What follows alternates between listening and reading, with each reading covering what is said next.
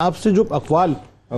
ہمیں ملتے ہیں، ایک تو آپ کے جو اقوال مبارک ہیں وہ ساتھ ساتھ، اور اس میں تھوڑا سا اسفار کا بھی ذکر کیجیے گا، بڑے حسین اسفار ہیں آپ کی۔ جی بسم اللہ الرحمن الرحیم۔ بالکل حضرت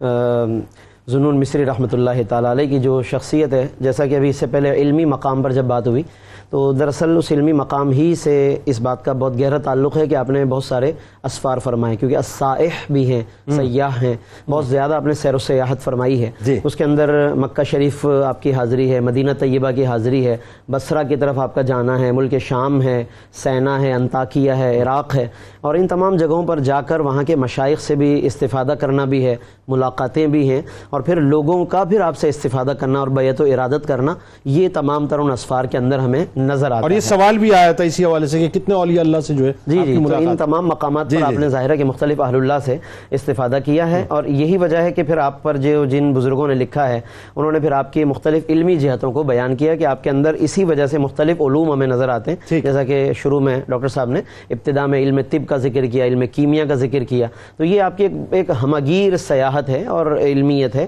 اور اسفار ہیں کہ جس کی وجہ سے پھر آپ کی شخصیت کے اندر وہ تمام علوم و فنون نظر آتے ہیں۔ اچھا، اس کے ساتھ ساتھ پھر آپ رحمۃ اللہ تعالیٰ علیہ سے جو سب سے زیادہ جو بات منقول ہے، سیرت نگاروں نے جو سب سے زیادہ آپ کی زندگی میں جو بات لکھی، ایک تو وہ واقعات کا تسلسل ہے جو ابھی سامنے آیا، اور ایک آپ کے اقوال و ارشادات، یعنی کئی مورخین نے تو یہاں تک لکھا کہ آپ کے اور زیادہ زندگی کے احوال، جیسے اگر ہم شادی بیاہ کی بات کریں، ازدواجی زندگی ہے یا نہیں ہے، گھریلو زندگی، تجارت، تو ہمیں وہ احوال نہیں ملتے، لیکن دو باتیں سب سے زیادہ، یہ واقعات اور اقوال سب سے زیادہ ہیں، اور ظاہر اقوال ہی کے اندر پھر شخصیت ہمیں نظر آتی ہے کہ جو اللہ رب العالمین جیسے مولا کائنات مولا علی کرم اللہ وجہ کریم کا فرمان ہے نا، جس کا مفہوم یہ کہ کلام کرو تاکہ پہچانے جاؤ۔ بالکل بالکل، انسان جو ہے بنیادی طور پر اپنی زبان کے پیچھے ہوتا ہے۔ تو بالکل خاص طور پر میں دو اقوال یہاں پر ذکر کروں گا۔ ایک تو یہ کہ اللہ عز و جل کی بارگاہ میں آپ یعنی حضرت ذوالنون مصری رحمۃ اللہ تعالیٰ علیہ کے ایسے بہت واقعات ہیں کہ آپ دعا کس طرح کرتے ہیں۔ خاص طور پر ایک بہت اہم قول ہے آپ کا، اللہ کی بارگاہ میں یوں عرض کرتے ہیں، الہی ما اصغی الی صوت حیوان، اے اللہ میں جب بھی کسی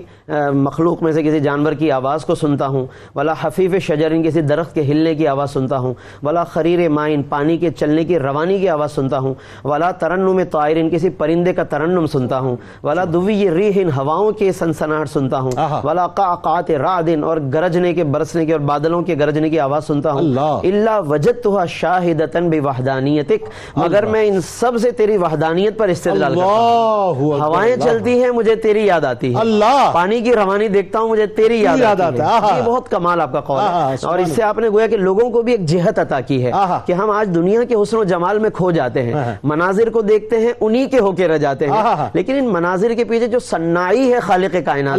اس کی طرف نہیں پہنچتے۔ حضرت ذوالنون مصری وہاں لے جانا چاہتے ہیں، ہر جگہ تو ہی تو نظر آتا ہے۔ اللہ اکبر، فرماتے ہیں، عرض کرتے ہیں، دالۃ علی انہ لیس کمثلک شیء، اور میں یہی پھر اس سے استدلال کرتا ہوں کہ تیرے طرح کوئی چیز نہیں، وانک غالب لا تغلب ولا تجہل، اور تو ہی غالب ہے اور مغلوب کبھی نہیں ہو سکتا۔ اس کے علاوہ پھر آپ رضی اللہ تعالیٰ عنہ سے ایک بہت اہم، جب پوچھا گیا کہ اللہ کی محبت کی نشانیاں کیا ہیں، آج چونکہ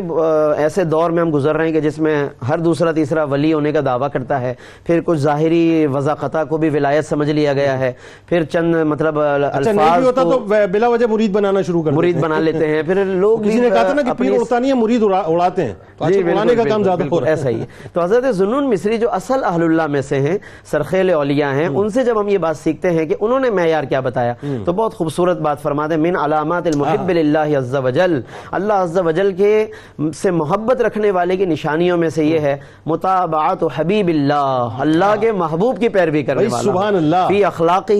و افعالہ، حضور کے اخلاق میں پیروی، افعال میں، و اوامرہ، ان کے امر و نہی میں پیروی، و سننہ، اور ان کی سنتوں میں پیروی۔ تو یہ بہت بنیادی معیار ہے، اور ماہ رمضان اب چونکہ قریب ہے تو اس سے ایک بنیادی بات جو قرآن کے ساتھ شغف ہو، قبلہ ڈاکٹر صاحب نے وہ حدیث بیان کی کہ قرآن کے ساتھ جو شغف ہونا چاہیے، ایک تو رمضان چونکہ قریب ہے اور ہم ذوالنون مصری کا ذکر کر رہے ہیں تو ہم رمضان کی تیاری خاص طور پر اس حوالے سے کریں حضرت ذوالنون مصری کے اقوال کی روشنی میں۔ آپ نے تو جس طرح ظاہری جس طرح باطنی حفاظت اور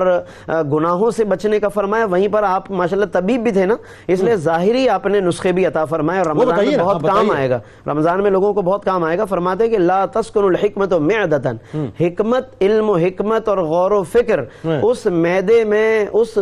بطن میں ٹھہر نہیں سکتی، ملئت طعامن، جو جو کھا کھا کے بھر جائے، آئے فرمایا ہائے، وہاں علم و حکمت کیا نہیں آ بات سکتی۔ ہے، واہ میں اس لیے واہ، عرض کر رہا ہوں رمضان جو کہ یعنی افطار اور سحری پہ جو ہلکا ہاتھ رکھنا چاہیے، بالکل اگر اعتدال سے چلیں، واہ، کیا اعتدال ہر چیز میں کیا ہونا اچھی بات، چاہیے۔ کیا اچھی بات۔